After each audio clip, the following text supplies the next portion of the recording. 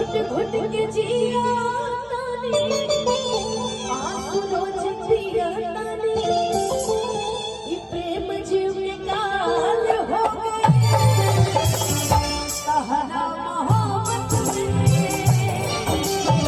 हम सभी की हाल हो